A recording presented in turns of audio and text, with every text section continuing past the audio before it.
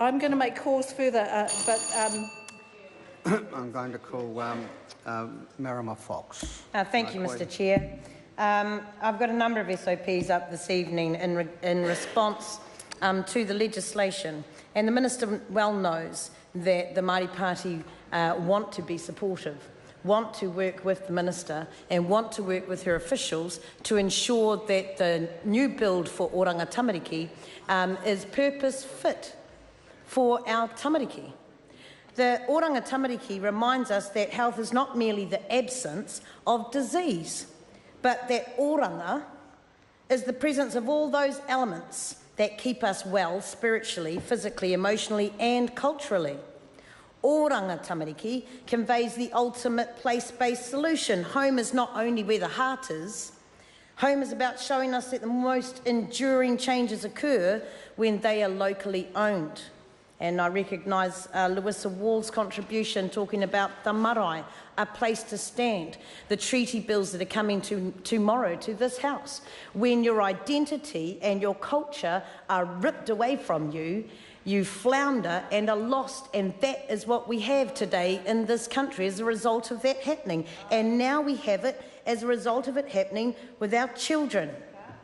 And we've built a new ministry called Oranga Tamariki, which is supposed to remind us that the social investment is best realised by an intergenerational approach when it's passed down. And unfortunately, unwell things are being passed down in some instances, and families need support.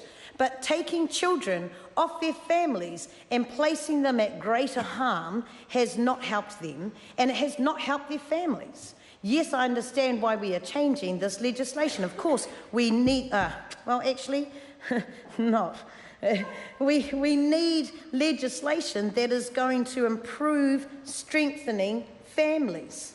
Because when the child is in the heart of a safe, strong, strengthened family, they are at their best. That's where they thrive. Now, just this week, we heard from a family whose children had been uplifted because the mother had been in a domestic violence relationship and the father was coming out of jail soon. She hadn't done anything wrong. The children were uplifted and placed with the other child of the family who had been in whāngai care with another woman, because that child had formed a bond with her whāngai parent. Well, we'll take the two children off this mother, who obviously has no bond, and give them to this person who has no whakapapa relationship whatsoever, and leave them there because they had formed a bond with this other child. It is ridiculous, and they will now be there permanently, forever, and never come home, despite the fact that this young woman has now had counselling and treatment, has now undergone all of those things, has set herself up in a stable environment to try and be a better mother, because she has bonded with her own children. Funny that. And yet we still continue to take them, and now we take them from the birthing table. It's like you are forever tarnished with your crime. And your crime might simply be you didn't have the capacity and the support needed when it was needed. And so we can't support this bill, and we've got a number of changes in these order papers, and many of them have been articulated tonight around the wording. Wherever practicable, or should. It should be must. We must go back to the family and support those children and put them back there. Untold stories of children continuing to be sexually abused in the care of their foster parents while there were grandparents begging, and within their whānau, yes, but they had parents, grandparents begging them to please give them to us where they were safe. They were safe there. They were. But the children were safe, and they went off into foster care for 2 years, and an 8-year-old child was put into Wiri Boys' Home. Well, I get it. They didn't turn their back. Our families who have the capacity, who love their children, should be given their children. They're their children. Mr. Chair. Marama Fox. Thank you. A loving and safe environment and Māori families are not mutually exclusive. They are not. They are not. And so, yes, when you've exhausted all options, obviously that makes sense. But you have to be able to exhaust all options first. And if you have qualifiers that say wherever practicable, no, I'm saying wherever practical. Read the supplementary order paper.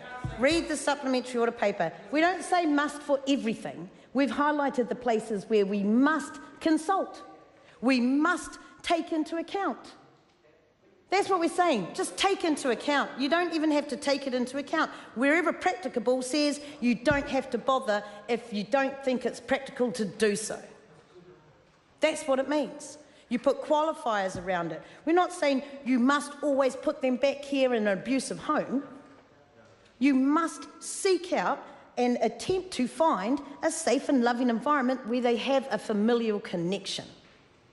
Now, those two babies who were taken from their mother, one of them had their first birthday, no contact, no phone call, didn't even know where they were.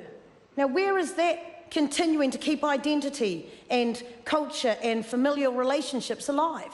It is not. The people who put this into action is the issue. It wasn't the law. It's what goes on and puts into action. There is no way we want to see children continuing to be abused. And to suggest that we would want that to happen is absolutely appalling. Absolutely appalling. So qualifiers need to go. Qualifiers need to go. And not everywhere you must do things, but you must consult. You must look. You must try to put children with whānau where they are safe. Look, the Minister has genuinely, I believe, wants to do a good job with this. I recognise that in her when she speaks. And I don't want to be just arbitrarily opposing everything, because we actually need this to work. Those are our children. All of us, all of them, Māori, Pacifica, non-Māori, they are all our children. And they all deserve the best. And if this legislation cannot provide them with the best outcome and the best pathway, then we cannot support it.